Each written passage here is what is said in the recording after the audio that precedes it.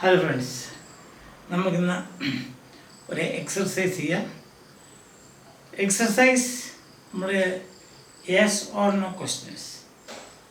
ഞാൻ കുറേ സ്റ്റേറ്റ്മെൻറ്റ്സ് തന്നിട്ടുണ്ട്. 15 വെറും 15. അത് നമുക്ക് രണ്ടുപേർക്ക് ഒന്നിച്ചിരുന്ന് ചെയ്യാം. അതിനുശേഷം നിങ്ങൾ തന്നെ സിമ്പിളായിട്ടുള്ള സെൻറ്റൻസസൊക്കെ ഉണ്ടാക്കിയിട്ട് അത് തന്നെത്താനെ യെസ് ഓർ നോ ക്വസ്റ്റ്യൻസ് ആക്കാൻ ശ്രമിക്കുക. ഓക്കെ, ഇതിനകത്ത് തോന്നുന്നു രണ്ട് കാര്യം ശ്രദ്ധിക്കാനുള്ളത്. ഒന്നാമത്തെ, ഫസ്റ്റ് പേഴ്സണൽ സ്റ്റേറ്റ്മെൻ്റ് ആണെങ്കിൽ സെക്കൻഡ് പേഴ്സണിലായിരിക്കും ക്വസ്റ്റ്യൻസ് വരുന്നത്. ഇതുണ്ട്, ഇവിടെ കണ്ടോ നമുക്ക്. അതായത് my parents are travelling in Paris. അപ്പം നമുക്കത് എഴുതുമ്പോൾ ആർ മൈ പേരൻസ് എന്ന് എഴുതാൻ പറ്റിയല്ലോ, തന്നെത്താനെ എങ്ങനെയായിരിക്കും ചോദ്യം ചോദിക്കുന്നത്. അതുകൊണ്ട് are your parents. My parents എന്നുള്ളത് ഫസ്റ്റ് പേഴ്സണാണ്.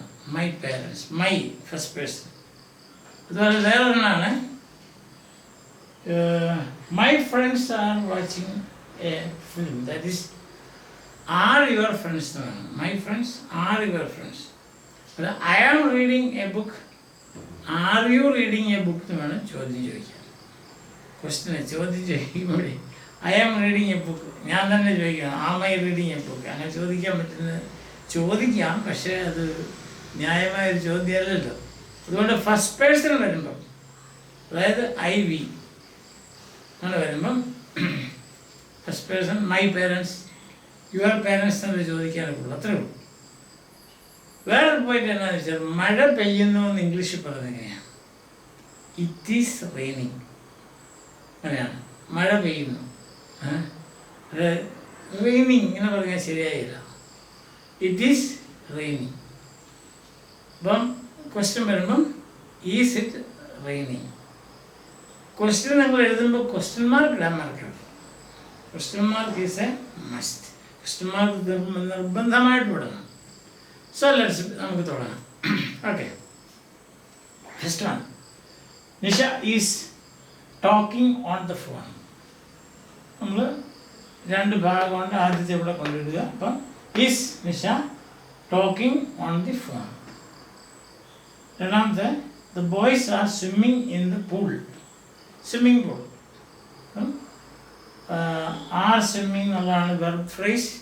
അതിൻ്റെ ആദ്യത്തെ ഭാഗം ആർ. അപ്പം are the boys swimming in the pool.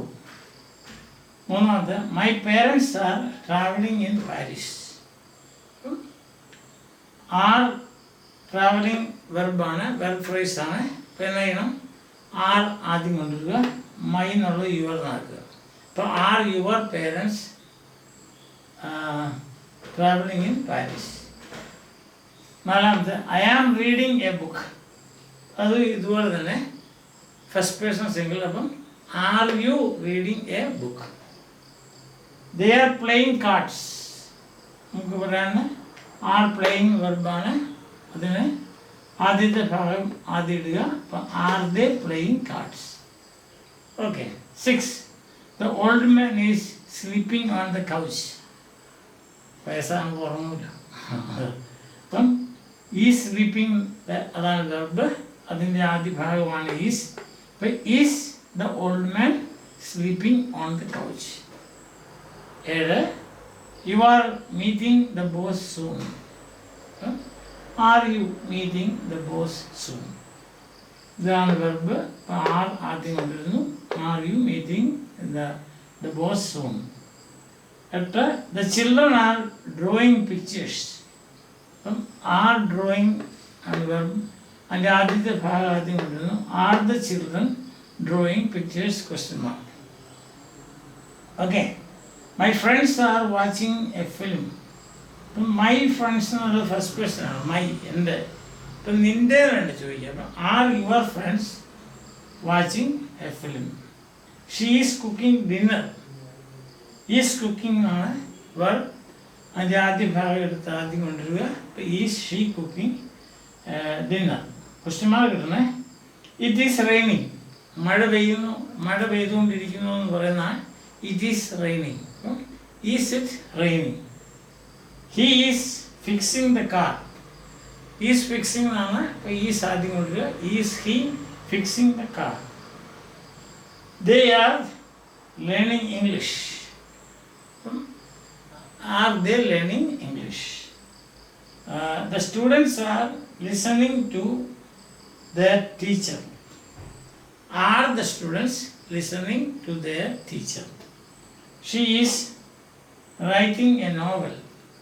Is she writing a novel? ഇതുപോലെ ഒരു പക്ഷേ നിങ്ങൾക്ക് ഗ്രാമറിൻ്റെ ബുക്സ് കിട്ടും. അതിൽ നിന്ന് ചോദ്യം സെൻറ്റൻസ് കണ്ടിട്ട് അതിനെ ഇതുപോലെ ക്വസ്റ്റ്യൻ ആക്കാൻ ശ്രമിക്കുക. അല്ലെങ്കിൽ തന്നെ വേണമെങ്കിൽ കുറേ സെൻറ്റൻസുകൾ ഇങ്ങനെ ഉണ്ടാക്കാം. എന്നിട്ട് അതിനെ യെസ് ക്വസ്റ്റ്യൻ ആക്കാൻ ശ്രമിക്കുക.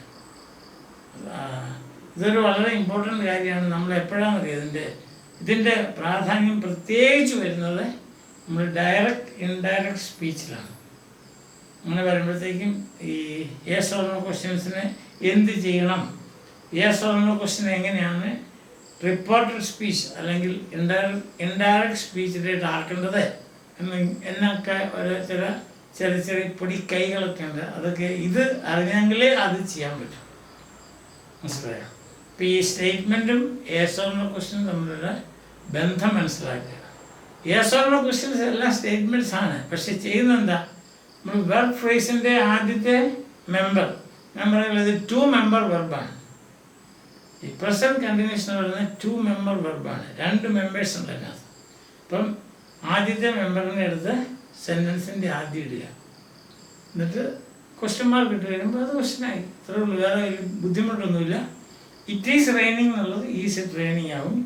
മൈ ഫ്രണ്ട്സ്, സപ്പോസ് നമ്മൾ പറയാം we are going on a picnic. അപ്പം are you going on a picnic എന്ന് വേണം പറയാം. കാരണം എന്താ, വി എന്നുള്ള ഫസ്റ്റ് പേഴ്സണാണ്.